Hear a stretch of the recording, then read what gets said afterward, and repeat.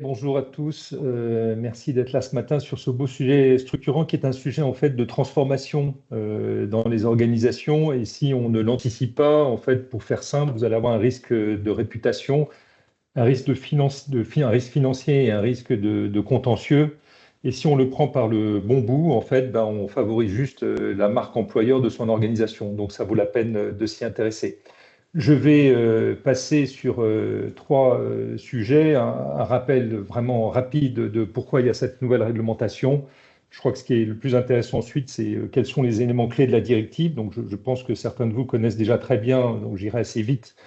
On peut résumer assez rapidement, mais ça vaut quand même la peine de s'y attarder. Et puis après, vous aurez, à mon avis, ce qui est peut-être très important, c'est comment se mettre en conformité et conjurer des risques et en même temps travailler sur la marque employeur. Alors pour Et commencer, j'en profite, Ludovic, on a beaucoup de recruteurs, souvent, fait, historiquement, du fait de l'association. Vous allez voir que ça impacte votre travail. Donc, restez bien jusqu'au bout parce qu'il y aura un enjeu. Et Ludovic le présentera, mais déjà, c'est un sujet managérial d'entreprise, hein, avant d'être un sujet RH, parce que nous, on porte quand même au niveau RH les sujets de l'entreprise. Et vous verrez que ça impacte tous les corps de métier et tous les individus aussi. très bien. Donc sur le contexte de la directive, ce qui me paraît important, c'est que l'idée de départ, elle est de dire que la Commission européenne observe en 2021, et ça reste vrai en 2022-2023, qu'il y a au niveau européen une différence de rémunération de l'ordre de 13% entre les femmes et les hommes à compétences a priori égales, et surtout que cet écart de rémunération, ce qu'on appelle le pay gap en anglais, l'écart de rémunération brut, c'est très important dans la directive, ne se résorbe pas. Et donc toutes les législations qui ont été prises non seulement en France, mais ailleurs, ne permettent pas d'aller résorber cet écart. Et donc il faut agir. Vous voyez, vous avez 2022, 2023, on est à peu près sur les mêmes chiffres. Et puis vous avez des disparités entre pays. Et vous voyez que la France ne fait pas tellement mieux que la moyenne européenne, elle est même un peu au-dessus. Alors une fois qu'on a dit ça, ce qui est important, c'est la décision est prise en 2021, la directive est publiée le 10 mai 2023. Donc tous ceux qui disent aujourd'hui on va attendre la transposition pour bouger parce qu'on ne sait pas ce qu'il faut faire, en réalité tout est dans la directive où 98% des choses est dans la directive depuis le 10 mai 2023. Donc je pense qu'il y a ça, il faut vraiment clarifier les choses. Et ce qu'on voit sur ce slide, c'est que ça avance. Donc il reste quelques pays, l'Italie, l'Espagne, mais on ne voit pas beaucoup de choses bouger. Mais vous voyez, dans un vert foncé, c'est ceux qui ont soit proposé un texte législatif, soit qui ont déjà lancé des discussions par rapport, par exemple, avec les partenaires sociaux. C'est ce que vous avez pour la France.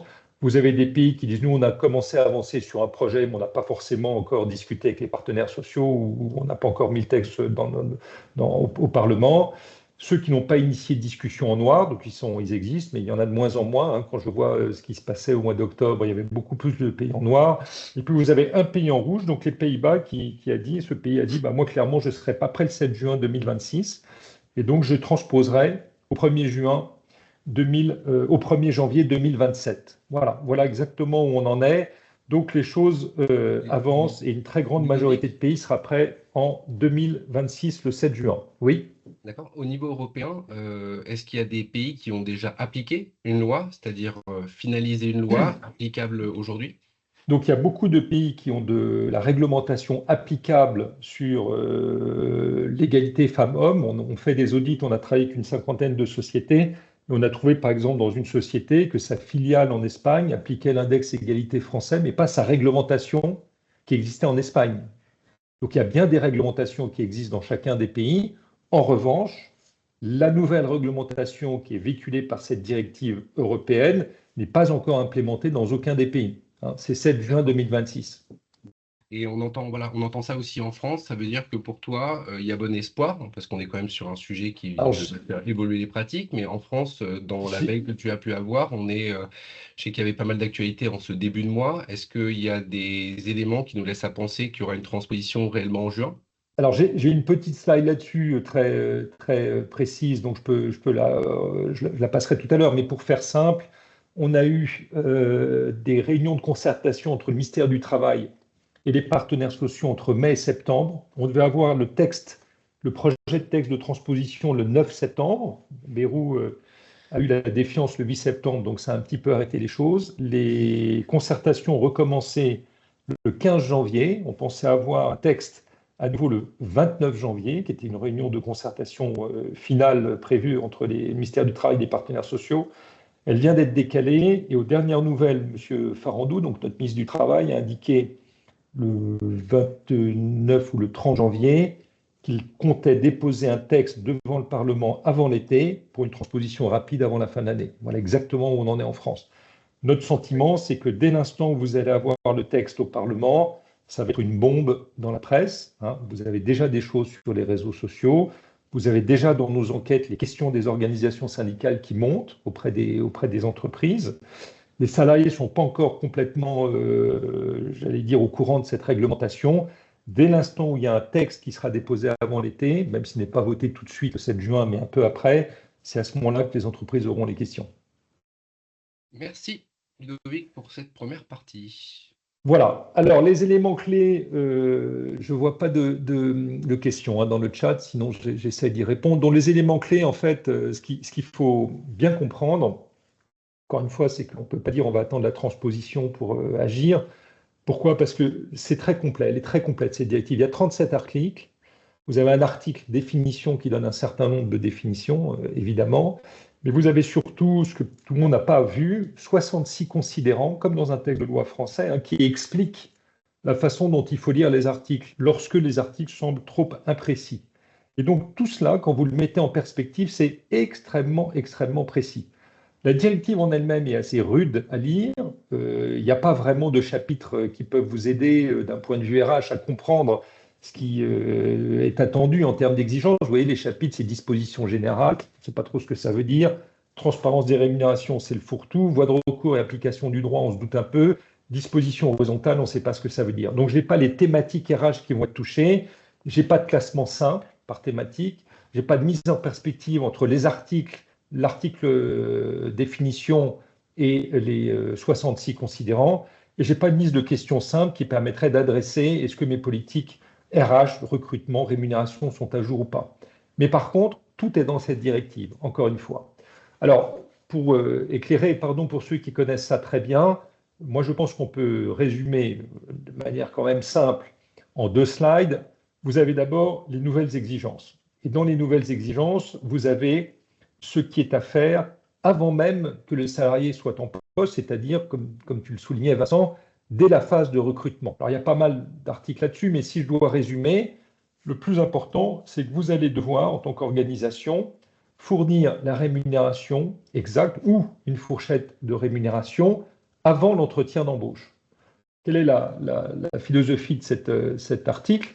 C'est de dire que, en fait, on part de l'hypothèse que les femmes sont plus mesurées dans leurs demandes et que si les recruteurs demandent la rémunération actuelle ou la rémunération historique, à ce moment-là, les femmes vont être plus mesurées et on va leur donner 5, 10, 15% en plus comme on souhaite le faire lorsqu'on passe d'une entreprise à l'autre, mais on va perpétuer un écart. Et c'est pour ça que cet article est fait pour que les entreprises sortent du bois, donc je pense les recruteurs aussi, et qu'on puisse dire, ben voilà, il y a un poste, et ce poste-là, il est sur telle fourchette de rémunération. Si je vais plus loin, ça veut dire aussi qu'il va falloir réfléchir, si vous donnez une fourchette, c'est pas 50 000 à 60 000, quels sont les critères objectifs et non genrés qui font que vous allez donner 50 000 ou 51 000 ou 52 000 ou 53 000, etc. etc. On le voit, Sur le ressenti, s'il y a des recruteurs, il y a quand même beaucoup d'entreprises qui ne diffusaient pas de rémunération, qui aujourd'hui mettent cette fourchette. Et ce qui est assez intéressant d'ailleurs, c'est qu'il y a une évolution des job boards aussi, je ne sais pas si vous l'avez constaté, qui maintenant donnent des fourchettes indicatives. Et les fourchettes indicatives, elles sont faites pour que les entreprises, en fait, aient jusqu'au bout et donnent quand même les fourchettes de rémunération. Parce que quand tu dis que les entreprises doivent communiquer avant le process, ça veut dire que tu ne dis pas officiellement que c'est via l'annonce de recrutement. Ça pourrait être entre diffusion d'annonces et reprise, prise en contact avec le candidat. Alors, il y a une discussion là-dessus. Donc, d'abord, oui, les job boards demandent maintenant à ce qu'on indique une fourchette de rémunération. Donc, mes clients me disent, je ne peux plus mettre une annonce en job board sans rémunération. Nous, on a une petite routine qui relève ce qui existe comme offre d'emploi sur le marché. Et on voit qu'on est à quasiment plus de 50% d'annonces qui sortent maintenant avec une information sur la rémunération. Et puis après, il y a un peu de discussion en France. J'en parle tout de suite, comme ça je passerai plus vite sur notre slide. Le ministère du Travail a dit, moi je souhaite que ce soit obligatoire d'avoir les informations sur la rémunération dans l'offre d'emploi. alors que la directive demande à ce qu'elle soit donnée avant le premier entretien. Ça pose un problème, c'est le problème des recrutements de dirigeants ou des jobs en tension. Est-ce que vous avez envie d'afficher des rémunérations dans une offre d'emploi à toutes les parties prenantes de l'entreprise et à vos compétiteurs? Donc il y a un peu de discussion encore avec le MEDEF, par exemple, qui est de savoir si on reste sur le texte de la directive, donc, qui pourrait à ce moment-là se traduire par il y a des offres d'emploi dans lesquelles il y a des fourchettes de rémunération et il y a des offres d'emploi dans lesquelles on met une petite phrase « Je vous donnerai la rémunération si votre dossier est retenu avant le premier entretien », ce qui fait qu'elle est moins apparente. Ça, c'est quelque chose qu'il faut suivre au niveau de la transposition. Voilà. Par contre, demander l'historique actuel, antérieur, et je vais aller plus loin, demander les prétentions de la candidate ou du candidat, je pense que c'est terminé. Vous avez ensuite un deuxième grand point qui est la transparence accrue sur le sujet des rémunérations pour les salariés en poste. Donc là, c'est très important. Je vous prends les deux éléments majeurs. Premièrement, les entreprises vont devoir dire aux salariés, pas sur demande, elles devront le dire. Voici les critères utilisés pour fixer mes rémunérations, par exemple mes fourchettes à l'embauche, mais aussi mes fourchettes pour les salariés en poste. Et voilà les critères utilisés pour déterminer la progression de la rémunération. On a travaillé avec plus de 50 entreprises, il n'y en a pas une qui est prête sur ce sujet. Par ailleurs, et là c'est une demande possible. Là, on parle d'évolution de carrière, hein, Ludovic, c'est-à-dire une fois qu'on est entré dans l'entreprise, c'est quoi le parcours d'évolution de la rémunération une fois qu'on a le poste? Oui, ça s'associe à la carrière, hein, puisque la carrière, c'est qu'est-ce qu'on va pouvoir effectivement, est-ce qu'on va pouvoir monter en transversal, est-ce qu'on va pouvoir peut-être se développer en horizontal sur des postes de l'entreprise. Mais avant ça, à la fois pour les promotions, hein, donc c'est les progressions de salaire, mais aussi juste pour dire comment on paye les gens, il faut donner des critères. Et il n'y a pas une boîte qui est prête aujourd'hui. Voilà, il y a des critères, certains existent, d'autres n'existent, mais ils ne sont pas complets, ils ne sont pas en phase avec ce qui est indiqué dans la directive. Ça, c'est notre constatation. Dernier élément sur les salariés en poste, les salariés vont pouvoir demander, dites-moi dans quelle catégorie de travail de même valeur mon emploi se situe et donnez-moi le salaire moyen des femmes et des hommes de cette catégorie en mettant le mien à côté. Donc je vous la fais très simple. Une femme gagne 50 000 euros, elle pose la question, on lui répond, la moyenne des femmes c'est 55 000 euros, la moyenne des femmes c'est 60 000 euros. La question que ça va générer, c'est, attendez, moi je suis à 45, donc pourquoi je ne suis pas à 50 qui est la moyenne des femmes? Et par ailleurs, pourquoi la moyenne des hommes est plus élevée que la moyenne des femmes? Est-ce que je suis dans une société qui discrimine? Vous allez avoir ces deux questions immédiatement. Et on ne peut pas juste répondre à cette question en donnant des chiffres. Il faut expliquer ce que c'est qu'une catégorie de travail de même valeur, quels sont les emplois qui existent, pourquoi il peut y avoir des différences de rémunération, qu'on n'est pas sur la moyenne ou la médiane, etc. etc. Ça, c'est aussi une bombe à retardement. Et puis après, vous avez le troisième paquet qui est à droite, j'allais dire. On tue l'index égalité dont la dernière publication sera cette année sur l'année 2025. En 2027, on passe sur un nouveau index qui portera sur l'année 2026. Vous avez 7 indicateurs, j'y viens dans un instant. Il y a un indicateur très important qui est le 7e, j'y reviendrai dans un instant. Mais si vous avez un écart de plus de 5% dans une des catégories de valeurs que vous avez élaborées, soit vous expliquez qu'en réalité, le 12% que vous avez, c'est 4,5 parce qu'il y a des critères objectifs non genrés qui permettent de l'expliquer, soit vous remédiez, c'est-à-dire vous payez, donc il y a un coût financier, soit vous passez en évaluation conjointe de la situation avec les organisations syndicales. Voilà, c'est ça les trois éléments, j'y reviendrai dans un instant. Pour les sanctions, hein, vous souvenez-vous, la loi s'est renforcée, la directive s'est renforcée l'égalité de traitement et renforcer son application, hein, en renforçant les sanctions.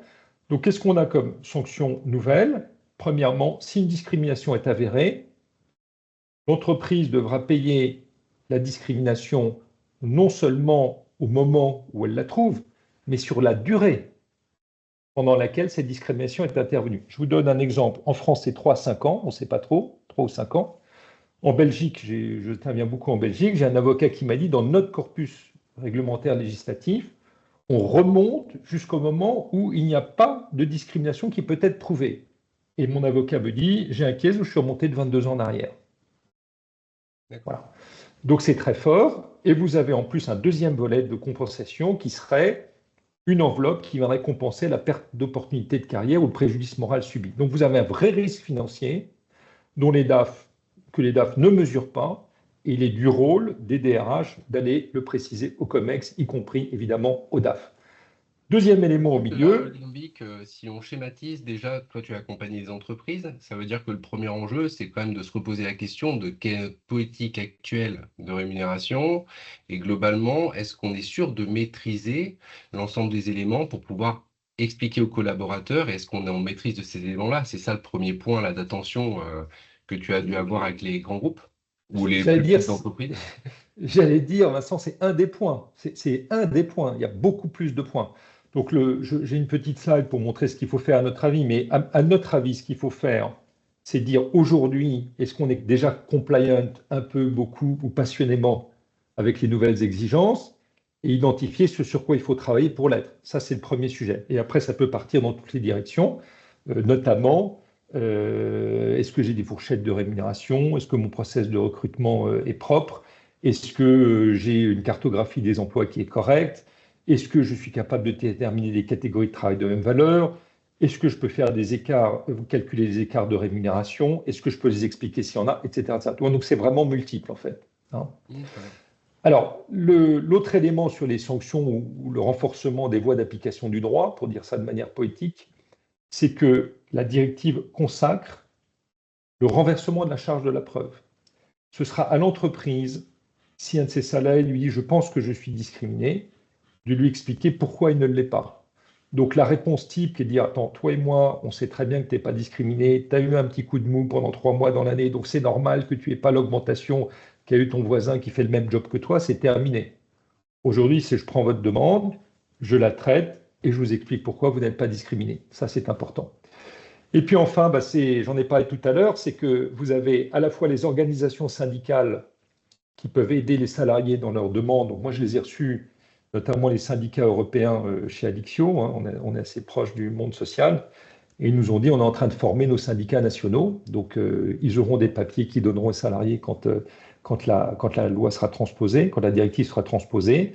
Et vous avez aussi, ça c'est très intéressant, la directive qui demande à ce que des organismes totalement extérieurs à l'entreprise, des organismes de défense de l'égalité de traitement, qui ont quand même pignon sur rue, puissent venir aider les organisations syndicales, les salariés, et dans le cas où la discussion se passerait mal, lancer une procédure judiciaire à l'encontre de l'entreprise.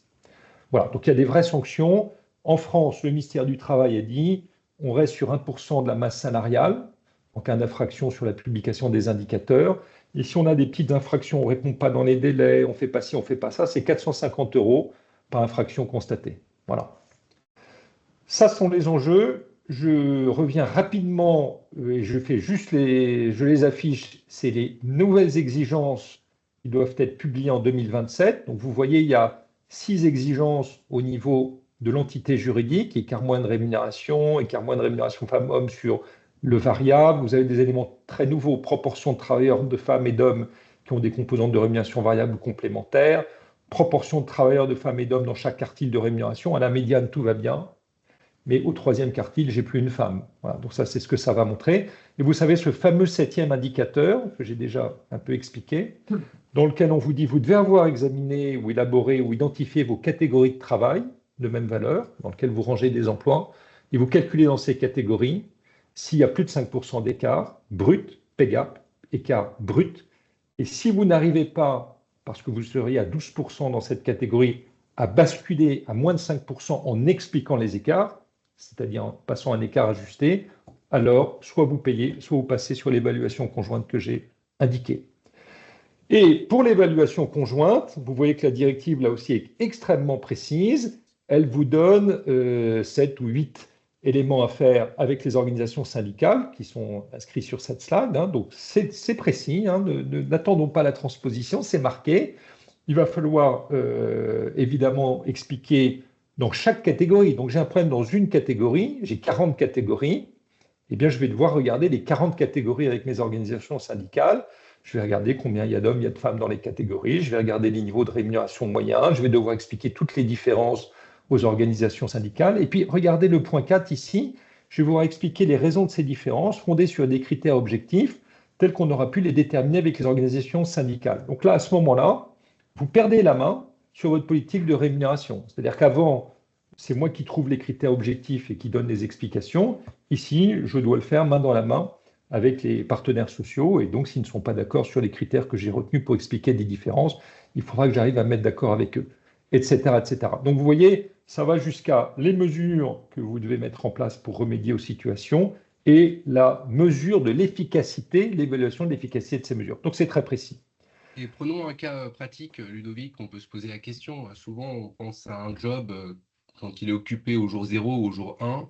Mais là, on peut se poser quand même la question de l'expérience de quelqu'un ou la Tout à longévité fait. d'une personne dans l'entreprise. Ce que tu es en train de dire, c'est que globalement, bah là, il faut vite mesurer tout ce qui impacte le fait qu'il y ait une rémunération supérieure, que ce soit Tout homme à ou femme, fait. pour pouvoir l'expliquer de Tout à manière fluide, fait. ou les parcours de carrière. Je pense que Tout vous à êtes fait. certains à Tout à travailler fait. dans des groupes où quelqu'un a occupé 3, 4 jobs avant un métier, et peut-être que le choix, c'est d'occuper un métier transverse avec de nouvelles compétences. Mais là, ce que tu définis, c'est qu'en gros, il y a un gros travail de structuration à réaliser pour pouvoir l'expliquer et conjointement avec les partenaires sociaux. Absolument, et je complète, avant cette évaluation conjointe, hein, donc sur cette feuille-là, le fameux septième indicateur, je dois avoir identifié mes catégories de travail, je dois avoir identifié les emplois qui sont comparables dans les catégories de travail, et je dois rattacher les salariés aux emplois. Notre expérience chez Alixio, c'est qu'il n'y a pas une entreprise qui sort toutes ces catégories de travail avec des chiffres de moins de 5% d'écart entre les femmes et les hommes. Et c'est normal, puisqu'il s'agit d'un écart brut. Par exemple, on pourrait avoir dans une même catégorie des personnes qui ont 2 ans d'ancienneté et d'autres qui ont 3, 4 ou 5 ans d'ancienneté. Voilà, donc c'est des critères. Mais il va falloir expliquer cela. Il va falloir passer d'un écart brut à un écart ajusté. Et donc, il va falloir trouver ces critères et il va falloir rassurer. Voilà. Et donc, en fait, ce qui est très difficile, je trouve, dans cette directive, c'est que de toute façon, on va avoir des mauvais chiffres. Et c'est bien pour ça que la directive n'oblige pas la publication sur le site internet de l'entreprise de résultats de ces publications, mais la directive dit, ils seront remontés et publiés sur les sites gouvernementaux, auxquels j'aurai accès quand même en tant qu'individu ou salarié. Point important et central, c'est vrai qu'on n'en a pas parlé, Loïc, il y a une question posée par Magali, et en fait, Oui, oui, on aurait dû commencer par ça. Sur la question, c'est, j'ai pas de CSE, et donc est-ce que j'ai les mêmes obligations ou comment je fais? Alors, et peut-être sur la taille des entreprises liées à cette obligation, tout à fait. pour résumer, parce Alors, que c'est un point important quand même, c'est-à-dire est-ce qu'on a tous les mêmes obligations en fonction des tailles d'entreprise et tout, des tout à structurations fait. juridiques? Tout à fait. Donc, pour ces indicateurs, c'est assez facile, au sens le périmètre concerné, hein, et comment ça va fonctionner. Ça va fonctionner comme vous le faites aujourd'hui avec l'index égalité. Voilà. Donc c'est un nouvel index qui va se substituer. On n'en aura pas deux. Donc ça, c'est une première bonne nouvelle. Mais le périmètre et la façon dont vous allez appréhender les choses, c'est déjà comme vous le faites au niveau de l'index égalité. Donc je prends un exemple. C'est l'entité juridique en général qui est concernée. Quand on est, des fois, il y a des index qui sont publiés au niveau d'une US où il y a 2, 3 entités juridiques, il faudra faire pareil. Et puis après, voilà, vous faites les calculs, c'est sur les 6 premières, c'est sur la société. Et après, l'écart de rémunération, c'est par catégorie de travail. Après, si vous aviez aujourd'hui de mauvais résultats ou vous deviez expliquer vos résultats et que vous n'avez pas de CSE, vous l'expliquez à une autre instance, j'imagine. Donc voilà, ce sera pareil en fait. D'accord? Alors, je reviens sur cette slide qu'on a déjà un peu abordée, et c'est une vision purement française. Donc, je vous ai déjà commenté la partie de gauche tout à l'heure, hein, c'est là où nous en sommes. Voilà, très bien.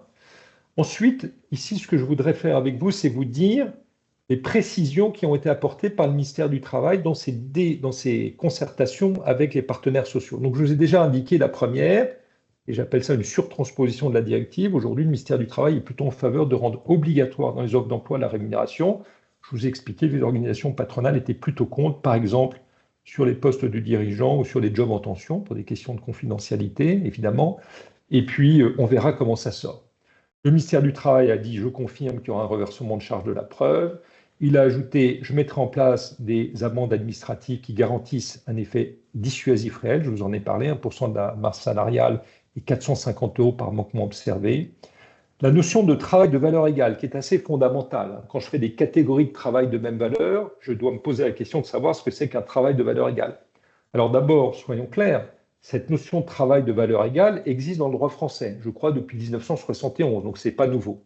Par contre, dans la directive, qui encore une fois est très précise, on vous dit, pour apprécier cette notion de travail de valeur égale, vous devez travailler sur 4 critères: effort, responsabilité, conditions de travail, compétences, y compris les compétences non techniques. Le ministère du Travail dit, dans mon corpus législatif, il me manque les compétences non techniques, donc je vais les rajouter. Il me manque les conditions de travail, je vais les rajouter.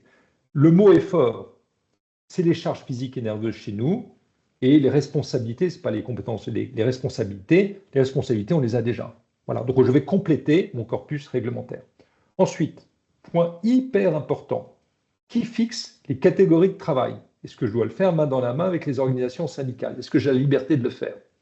Le ministère du Travail a dit, soit les branches le font, et ça c'est un vœu pieux, hein. Moi j'ai beaucoup travaillé sur la Convention de la métallurgie, c'est 7 ans pour sortir une classification, c'est pas en 3 mois qu'on va sortir des catégorisations de travail.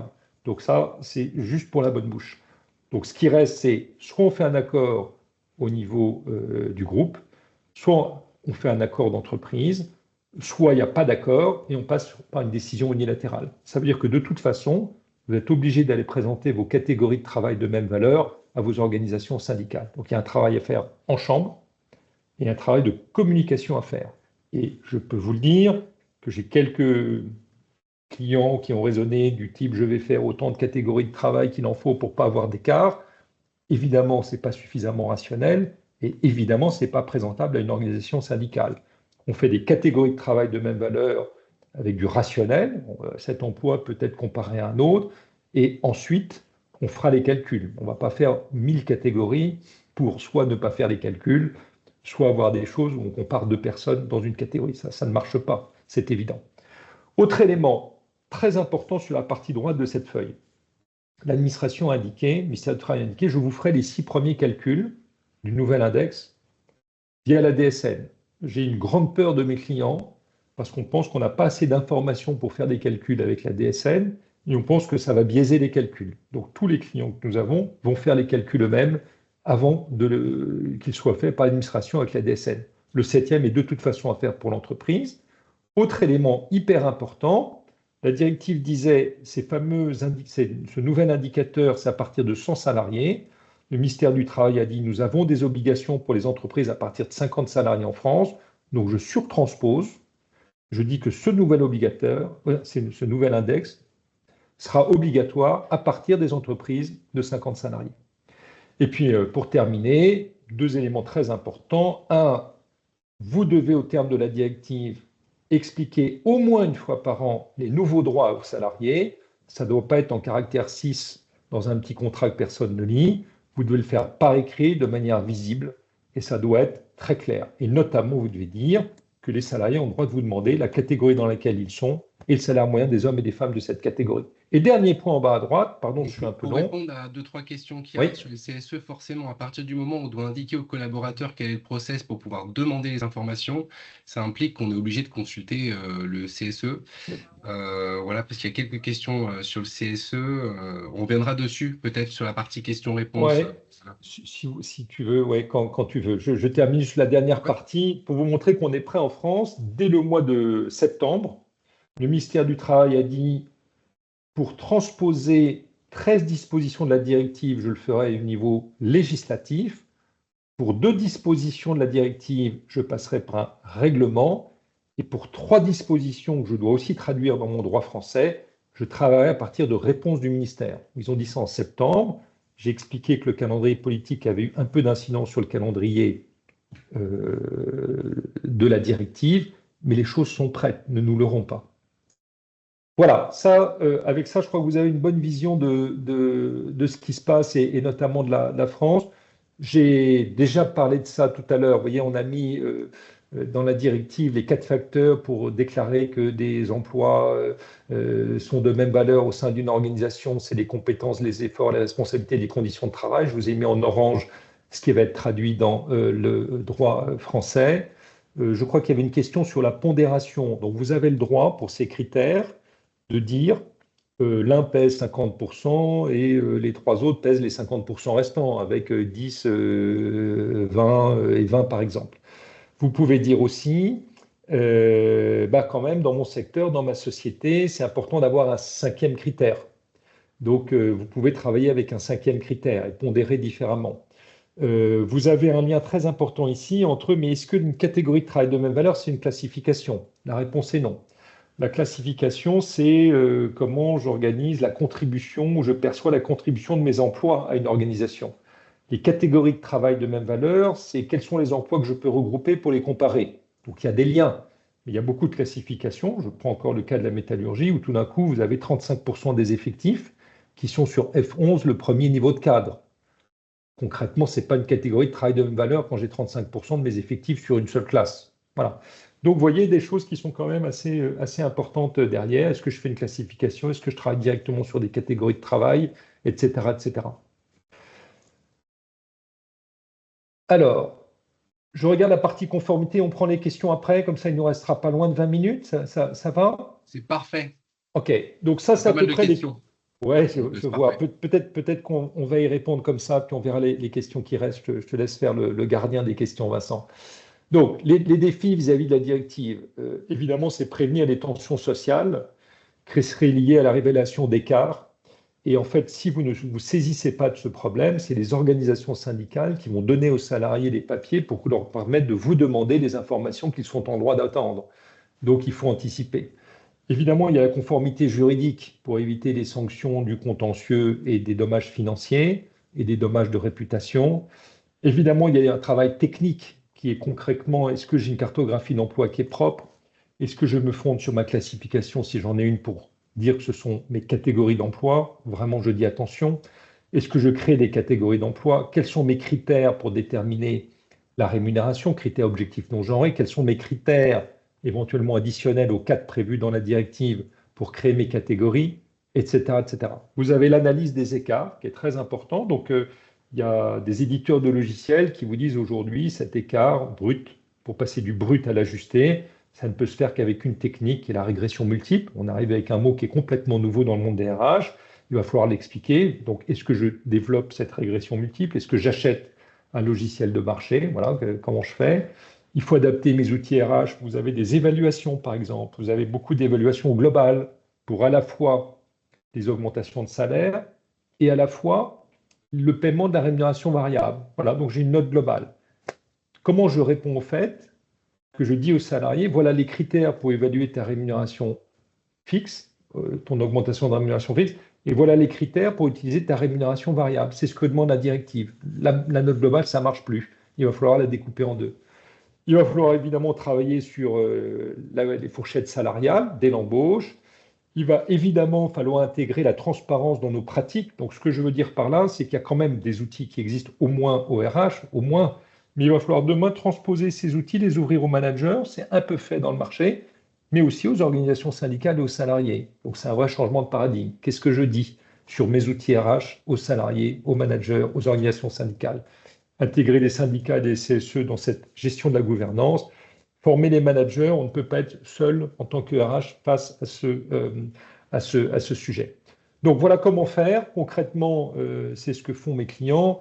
D'abord, ils auditent et ils disent finalement, dans mes politiques actuelles, quels sont les piliers sur lesquels je peux m'appuyer, j'ai rien à faire ou très peu de choses à faire, et quelles sont les zones de travail que je dois absolument mettre en place. C'est tellement logique de commencer par une espèce d'audit diagnostic de la situation. Après, ce qu'on voit, c'est que de toute façon, il faut travailler sur les catégories de travail de même valeur et commencer à faire des calculs. Et quand on voit des écarts, et il y a des écarts, il n'y a pas d'exemple sans écart, comment je les explique? C'est-à-dire, quels sont les critères objectifs? Est-ce que je me dote d'un logiciel ou est-ce que j'ouvre les armoires et je regarde les dossiers un par un des salariés, etc., etc. Et puis, quand on a fait ces analyses, bah, on sait que les écarts viennent peut-être d'un mauvais process de fixation de la rémunération au moment du recrutement. Ils viennent peut-être d'un dispositif de rémunération variable qui était bon il y a 5 ans, mais qui ne l'est plus aujourd'hui. Il l'est peut-être sur un certain nombre de jours. Et donc, il faut revoir vos différentes politiques de rémunération ou de recrutement. J'ai beaucoup d'entreprises qui réécrivent leur politique de recrutement pour inclure dans leur politique de recrutement, par exemple, le fait de ne pas avoir la possibilité de demander les rémunérations historiques ou pas, ou actuelles. Et donc, on vous a mis un peu ici les slides, et après, on prend les questions. Je crois qu'on sera bien en termes d'horaire. Vous voyez les zones touchées, hein, bah, il y a évidemment un diagnostic de situation. Il faut faire évidemment une feuille de route. Hein. Mes clients me disent, bah voilà, je vais faire ça dans tel délai, puis ça dans tel délai, puis ça dans tel délai, et ça implique tels acteurs au sein de l'organisation. Vous avez ces fameuses catégories de travail de même valeur, ma cartographie des emplois, mes catégories de travail. Vous avez le calcul des écarts. Vous avez les politiques de rémunération qu'il faut retoucher. Est-ce qu'on fait des grilles de rémunération, des structures salariales? Comment on organise le fait de savoir s'il y a des gens qui sont au-dessus ou en dessous de nos grilles? Est-ce que c'est normal? Est-ce qu'on peut l'expliquer? Des fois, il y a des critères objectifs très, très rationnels. Hein. La loi, par exemple, consacre le fait que si vous avez fait une fusion d'entreprise ou de services et que vous avez maintenu les rémunérations qui sont très différentes pour un emploi à ce qu'elles ont dans votre organisation actuelle, si ça a été fait d'une certaine manière, bah, par exemple avec les organisations syndicales et un accord, bah, ça explique de manière objective le fait que pour deux emplois, on n'ait pas les mêmes structures de rémunération. Et il y a un vrai sujet de change et de communication. Donc, il y a beaucoup d'entreprises qui font des e-learning, qui forment leurs managers, qui se disent qu'est-ce que je vais dire demain aux organisations syndicales, etc., etc. Vous voyez, c'est à peu près les grands piliers. Voilà. Je termine et on passe aux questions-réponses. Vincent, Ouais, bah, tu as on a eu déjà plus de temps que quelques. moi de les lire. Dis-moi, Ouais, dis-moi ce que je. je te laisse te reposer, tu peux boire un petit peu d'eau. Ouais. Tout va bien. On a déjà pas mal de questions sur le recrutement, ce qui est Oui, historique. Je reprends sur les rémunérations, c'est assez intéressant. oui, En fait, on a des questions mais des questions que j'ai eu aussi à me poser, moi, dans mes précédentes expériences.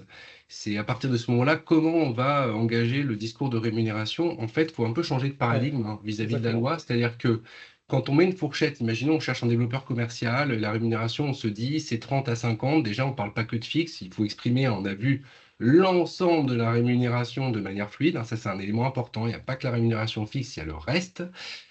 Et à partir de là, c'est plutôt de se dire, nous, en politique RH, normalement, ce qu'il faut faire, c'est se dire, bah, qu'est-ce qui détermine un candidat, même si je suis ouvert à recruter une personne qui est plus junior sur le poste, une personne qui est plus expérimentée ou très expérimentée, qu'est-ce qui fait qu'il se positionne par rapport au niveau expérimenté, moyennement expérimenté ou peu expérimenté. Et donc, dans ce cas Exactement. concret, quand il y a une fourchette, c'est à nous de dire, par exemple, en entretien, bah, du fait de votre parcours, si on envisage votre candidature, nous vous positionnerons sur le niveau, je ne sais pas, Exactement. intermédiaire, parce que vous n'avez pas travaillé actuellement dans le commerce B2B. Hein, je prends un exemple. De ce fait-là, le dernier niveau, et voilà, pour les experts du commerce en B2B, ça veut dire que l'échange de rémunération doit se faire à là. Après, dans les pratiques aussi, même si c'est pas facile, hein, la question de se dire combien vous gagnez avant, est-ce qu'elle était toujours pertinente pour se dire déjà est-ce que j'évolue les compétences pour un poste? Ça n'a rien à voir avec les compétences du poste, c'est là où il faut changer un peu de mindset. Donc pour la partie recrutement, je crois que c'est bon. On a des questions un peu techniques sur les Oui, groupements d'employeurs, si je me trompe pas. C'est-à-dire je fais partie d'un groupement d'employeurs et par contre constitué de plusieurs petites entités juridiques oui, qui font moins de 50. Hein. Vous avez oui, compris, la loi oui. s'impose au plus de 50. Comment je prends le sujet? Alors, Euh, peut-être juste une réponse rapide là-dessus. Donc, la loi s'applique à partir de 50 salariés, oui et non. Oui pour le calcul des indicateurs. Donc, en dessous de 50, je ne calcule pas les indicateurs. Mais à 49 salariés, je n'ai pas le droit de discriminer les femmes. oui, Ni les hommes d'ailleurs. Donc, donc il y a quand même il faut les quand même autres revoir les pratiques. Oui, obligations. oui. Voilà, il y a quand même revoir les pratiques. Voilà. Et puis, j'allais dire, regardez ce que vous faites aujourd'hui en termes d'index égalité. Hein. Si vous êtes dans un groupement d'employeurs, mais vous considérez que chacune des entités doit être prise séparément et que donc elle fait moins de 50 salariés, il n'y a pas de publication, bah, vous tiendrez le même raisonnement. Voilà, si vous avez tenu un raisonnement différent, qui est derrière un groupement, qui est très fort, etc., et donc ça fait quelque part des index égalité à publier, vous le ferez. Je crois comprendre qu'il n'y en a pas, à mon avis. Ouais. Ça répond à la question? C'était Anaïs. Oui. N'hésitez pas, Anaïs, s'il y a un élément complémentaire que vous posez. Euh, pour les salariés à l'international, Oui, oui, oui. intéressant. Oui, J'ai un métier, mais qui est exercé par un collège à l'international, et donc je oui. suppose qu'il n'y a pas les mêmes niveaux de vie. Et c'est un sujet d'ailleurs français aussi, hein, Paris versus Alors, PACA, oui, comment on l'appréhende oui. Donc, il y a ouais, deux éléments. Donc, on a beaucoup parlé, on a à peu près résolu les questions. Donc, si, par exemple, vous avez un salarié expatrié, vous avez suspendu le contrat de travail, qu'il est parti dans un autre pays, bah, il sera concerné par l'autre pays où il a son contrat de travail. Si vous avez des salariés qui viennent d'un autre pays, qui sont salariés de votre entité, bah, ils seront couverts par la transposition française de la directive. Donc, comment ça se passe? Ben, souvent, ces salariés sont mieux payés que les autres, hein, puisqu'ils ont des compétences hors normes, etc. Donc, ils rentrent quand même dans une catégorie. Ils vont vous pousser les chiffres à l'hausse dans la catégorie. Mais par contre, vous aurez les critères pour expliquer. Vous direz, ben, il y a un certain nombre d'emplois qui sont couverts par des salariés à l'international, enfin, qui ont un parcours à l'international. Des compétences que tu as dit tout à l'heure, Vincent, étaient intéressantes, des compétences spécifiques que d'autres n'ont pas, et donc c'est ça qui explique qu'ils soient payés 10, 15, 20, 30% de mieux que les autres, c'est tout. La difficulté, encore une fois, c'est qu'on va sortir un chiffre dans une catégorie de travail, et que si on a des cas spécifiques, ça va pousser en fait la moyenne à la hausse. Il y a beaucoup de gens qui vont dire, moi je ne suis pas sur la moyenne. Bon, ben, c'est comme ça, mais vous aurez les moyens de l'expliquer. Voilà. C'est une Par contre, question c'est assez intéressant parce qu'il y a un cas RH là qu'on peut voir, hein, on a vu ces cas-là en entreprise, qui est de dire, bah oui, mais toi, quand tu es rentré, les niveaux de rémunération étaient bas, donc aussi, Voilà. ça va prendre du temps pour que tu remontes voilà, Voilà. au niveau. Bah là, concrètement, on sait qu'on a un cas d'ajustement très fort hein, sur tous Voilà. ces cas précis. Mais voyez, dans les critères objectifs expliquant une rémunération, aujourd'hui, les entreprises expliquent le positionnement des rémunérations très souvent avec je regarde en interne ce qui se passe, c'est pour l'équité interne, et je prends un benchmark. Et je regarde donc la compétitivité externe. Ça, c'est pas dans la directive, ou c'est pas le principal. Donc on peut s'en servir, mais pas en principal. Les vrais sujets, c'est ce que tu as dit, les compétences qui permettent de fixer une rémunération spécifique, le niveau de responsabilité, les charges physiques, mentales, c'est ça les critères. Mais on peut en rajouter d'autres. Donc je reprends ce que tu évoques à l'instant. On peut avoir comme critère complémentaire la localisation. Je travaille près de la Suisse, qui paye mieux, donc si je fais 10 km, je vais être mieux payé, donc ça pousse les salaires à la hausse en Suisse, enfin à côté de la Suisse, alors que si on est dans la Creuse, bah, ce sera pour le même emploi quelque chose de plus bas. Si vous avez le moyen de tracer le fait, par exemple avec un benchmark, que cet emploi est payé sur ce niveau-là parce qu'on est à côté de la frontière suisse, ce sera un élément objectif. Ça ne peut pas être le seul, hein, ça ne peut pas être le seul, mais ce sera un élément complémentaire intéressant. La localisation, l'ancienneté dans un poste, l'ancienneté dans l'entreprise, ça fait 10 ans que je suis dans l'entreprise, j'ai une bonne vision, ça m'aide à bien faire mon travail, mieux que les autres, etc., etc. Donc il y a un vrai sujet sur ces critères. Ok. Anaïs, peut-être pour plus de clarté, n'hésitez pas à prendre le micro pour poser votre question à l'oral, euh, si vous m'entendez. Oui, bonjour, Ouais, je vous entends. Bonjour. Alors, je vous explique notre situation qui est un peu une particularité. Nous sommes un groupement d'employeurs oui, et donc on met à disposition nos salariés qui restent nos salariés. Aujourd'hui, on a 160 salariés, mais on a un calcul, on est assujetti à un calcul très particulier dans les groupements d'employeurs qui est passé cette année, c'est-à-dire qu'on est considéré en tout cas pour la formation et tout ce qui est charge sociale sur une association de moins de 10 salariés, mais on est quand même assujetti à tout ce qui est CSE et social en général. oui. Euh, Aujourd'hui, je ne sais pas si vous avez la réponse, dans quels critères rentre cette nouvelle directive? Est-ce qu'on va être assujetti effectivement à nos 160 salariés ou aux calculs qu'ils utilisent notamment pour les charges sociales? Alors je vous donne un début de réponse, mais effectivement, il vaut mieux voir avec un avocat en droit social. Mais je vous donnais la logique de la directive. La logique de la directive, c'est de publier ces indicateurs dès l'instant où on a un contrat de travail. On peut même être un mandataire social, donc un contrat de travail dès l'instant où on a une relation de travail. Et c'est très large parce que ça touche le monde public, ça touche le monde privé, et ça touche dans le monde privé les salariés en poste, mais aussi les intérimaires, mais aussi les stagiaires, mais aussi les alternants, etc., etc. Donc, vous, aujourd'hui, vous avez un contrat de travail avec ces salariés, Anaïs. Ah oui, c'est ça complètement. Ils ont un Très bien, CDI en lien avec parfait. Vénétis, Donc, oui. à mon avis, sur cette case-là, elle est cochée. Après, est-ce que vous publiez un index égalité en disant j'ai des salariés ou est-ce qu'on vous en a exonéré par une disposition législative française? Non, non, publie un tous les ans. Bon, ben voilà, vous êtes dedans. D'accord, Point. ok. Ah, Et la seconde question que j'avais à vous poser, c'est que effectivement, nous, dans le groupement d'employeurs, on leur fixe leur rémunération fixe. Néanmoins, quand ils sont mis à disposition, ils bénéficient des avantages sociaux de leurs entreprises adhérentes. tout à fait, tout Donc à fait. aujourd'hui, nous, on n'est pas capable de, en tout cas dans le recrutement, de fixer un package. Euh, Mais ça n'est pas un problème pour moi, je vous explique pourquoi. Alors, d'abord, la directive est très large, comme le rappelait Vincent, hein. Le sujet de la rémunération est celui consacré par la Cour de justice européenne, donc c'est le fixe, le variable, toutes les primes, le complémentaire, les avantages sociaux, patati patata. Donc c'est tout.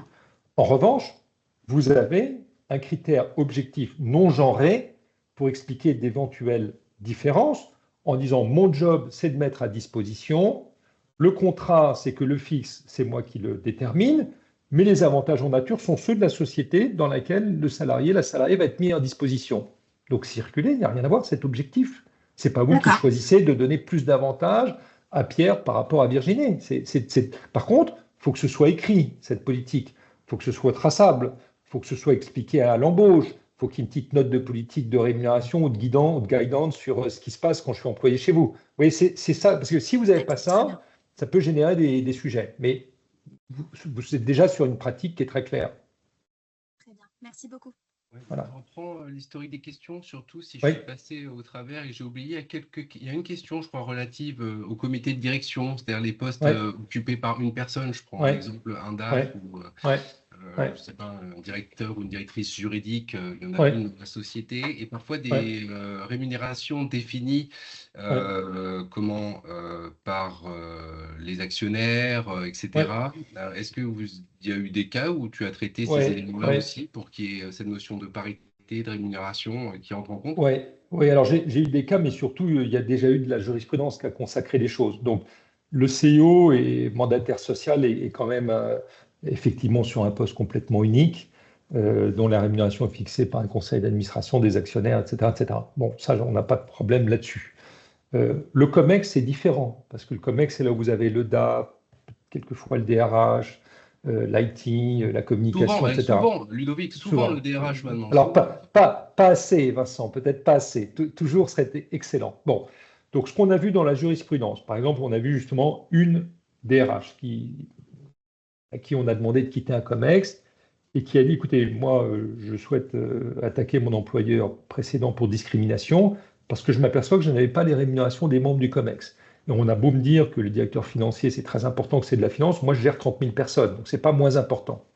Et elle a gagné. Pourquoi elle a gagné? Parce que l'entreprise n'a pas fait la distinction au sein du COMEX qu'il y avait deux types d'emplois. On pourrait très bien dire dans un COMEX, il y a des emplois front, qui ont des impacts financiers en termes d'IT, qui sont un premier niveau d'emploi. Et puis on en emploie qui est plus sur des fonctions, entre guillemets, je ne sais pas, support, et on met la com, le RH, etc. C'est un deuxième niveau d'emploi. Si vous faites ça, vous avez déjà beaucoup plus de choses dans les mains pour expliquer qu'il y a des différences de rémunération entre ces deux emplois. Et puis après, si dans chacun des emplois que vous avez identifiés pour le COMEX, il y a des différences de rémunération, alors vous revenez sur la base, les compétences spécifiques, la responsabilité, là, elle est à peu près pareil, mais l'ancienneté dans un poste, les 15 ans que je suis au COMEX, tu viens d'arriver, c'est peut-être pas quand même pareil, etc. etc. Vous voyez? Donc il y a déjà une jurisprudence qui sanctionne des membres du COMEX qui seraient sortis alors que l'entreprise ne s'est pas organisée. Donc ça ne fera que renforcer ça, ça ne fera que faire en sorte que les entreprises considèrent, et c'est marqué dans la directive, que cette directive comprend aussi la population des dirigeants, et donc il faut aussi clarifier un peu les choses ici. Voilà. C'est sûr qu'il y a aussi quelques questions et des réflexions sur les hauts niveaux de rémunération, hein, sur des entreprises où il y a à la fois des très hauts niveaux de rémunération et puis beaucoup de populations qui sont proches du SMIC en intégration, où on se dit comment on va communiquer. C'est ce que tu disais, Ludovic, comment ça peut être interprété, en tout cas, la vision d'une communication pour quelqu'un qui ne connaît pas le métier, hein. Et ça, forcément, les entreprises vont devoir aussi s'adapter à cela, c'est une évidence. Absolument. Après, pour le bien fondé, quand même, pour beaucoup de politiques recrutement, hein, là, je ne parle pas de COMEX, de CODIR, mais ce qu'on voit, c'est que plus on est quand même transparent sur la rémunération et plus, en fait, c'est vertueux, hein. Là, je parle en recrutement, par exemple.